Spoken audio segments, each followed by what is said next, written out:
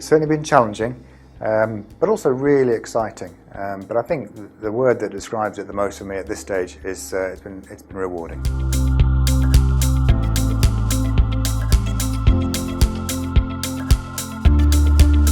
Well, first of all, that year was really useful for me. It gave me the chance to understand the business, understand the company culture, but also work with lots of people to understand where their strengths and where their weaknesses lay.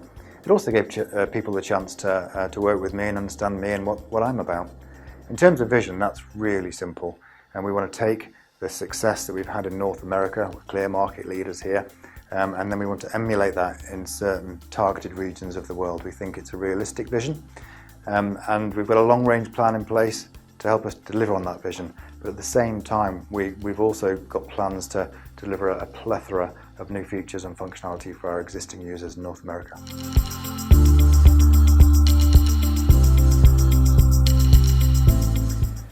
A wise man once said to me that in order to be successful, you need to surround yourself with people who are better than you are. And I feel really fortunate here at SDS2 to be surrounded by such a strong and competent management team. In terms of the wider team, I believe that we've got the most knowledgeable sales and marketing team, the most talented development team, and the best customer service team in the industry. And more importantly, we're all aligned on our vision, the vision to provide the best software and service to our industry.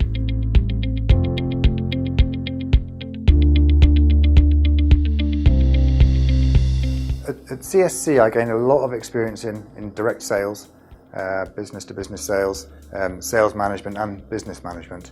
I also managed a market entry into North America during one of the worst economic periods in living memory, and I was lucky enough to work with an exceptional visionary leadership team. Trimble broadened my industry knowledge. It also gave me experience of working with large engineering firms and key account management, and also gave me an insight into the challenges of merging companies together following the acquisition of CSC. Of course, what it also did was give me an in-depth knowledge of one of SDS2's competitors. I'm enjoying applying this knowledge to the role at SDS2. While I'm always learning, I do feel like I've got a lot of information to bring to the table, and while I may not have all the answers, I feel like I know which questions need to be asked.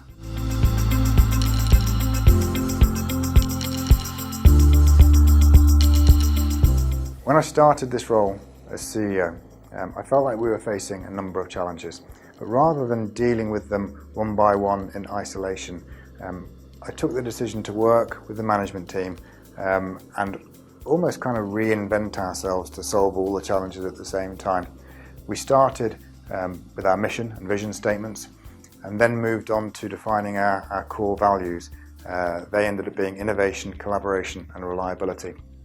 Now, whenever we need to make important decisions going forward, we always refer back to these core values, but also make sure that we're satisfying the requirements of our customers primarily, but also the staff and our shareholders.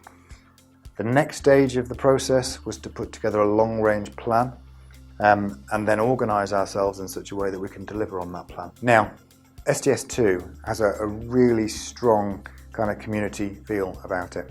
We have a strong culture, and I would say, going back to the original question, that the biggest challenge that we've faced is working through all of these changes while making sure that we don't lose that community feel and we don't sacrifice our culture. We need to make sure that we deliver to our shareholders and to Nemetschek. We need to make sure that we continue to delight our customers. But it's really important to me that we maintain our identity and stay true to ourselves and who we want to be.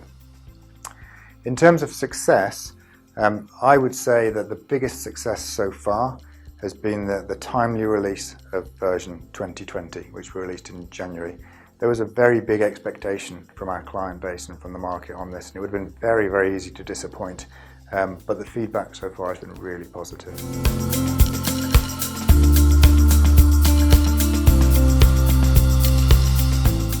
Nemetschek has a good approach to this, and it was this approach that attracted me to the group in the first place. Nemetschek acquire businesses or brands, as we call them, but then allows them to work autonomously We can still work very closely together, of course, and that provides the best of both worlds. It means that we can leverage the success and the global presence of different organisations within Nemetschek, but it doesn't risk losing the competitive advantage that unique domain knowledge that we all have provides. And this sets us apart from all of our competitors and allows us to remain much closer to our customers, in our opinion.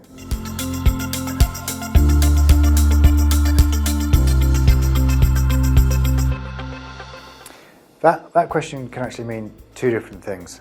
You could be asking me about the company or the product. But if I take them one by one, thinking about the product, we've got, I think, lots of unique selling points that differentiate us. But the one sort of unique and irrefutable difference between the way SDS2 approaches the subject compared to all of our competitors is that SDS2 is built around automated and intelligent connection design. And when you think about it, that makes perfect sense. If you ever go into a fabrication facility, a fab shop, then what you'll see is that 90%, probably more than 90% of all the work in that fabrication shop is cutting and drilling and welding for the steel connections. So to have a steel detailing solution that focuses on that makes perfect sense. In fact, it's hard to understand why anybody would choose anything other than that, in truth. When it comes to the company, I think there are two things. I've already mentioned both of them. One, of course, is the people. We've got a dedicated and motivated team, all aligned with the same company vision. But then the autonomy that being part of the Nemetschek Group provides us with, that enables us to sort of maintain our customer focus, which I think is really, really important.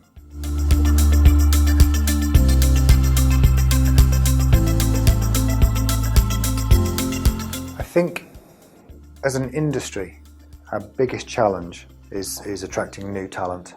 And we're sort of helping address this by a number of things. We're refocusing on our education initiatives, getting SDS2 into schools, but also focusing on an educational version of the software with self-learning to help people almost teach themselves to become steel detailers. We are planning to introduce an intern program later this year, and also we're putting a lot of development work at the moment into a completely revised user interface and user experience for the software itself, which will be more in line with what younger generations of potential users will expect.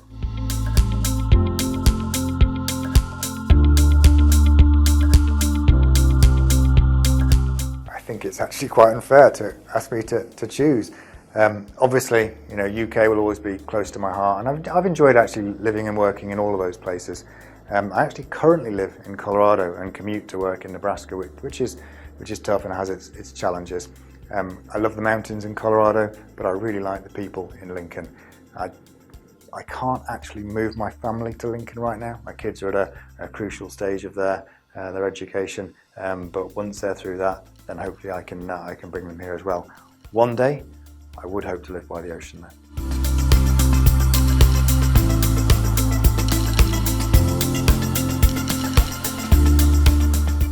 That's definitely my family. But as I've already mentioned, we don't spend a huge amount of time together at the moment because I commute from Colorado to Nebraska. It's only 500 miles, but it means that I only see them at weekends. What that does mean, though, is when we do spend time together, it's quality time. So actually, I really appreciate the weekends even more than I did before. When it comes to stress relief, I enjoy hiking with my kids, skiing with my family, but my real passion is for scuba diving, and that's taken us all to some really cool places over the years.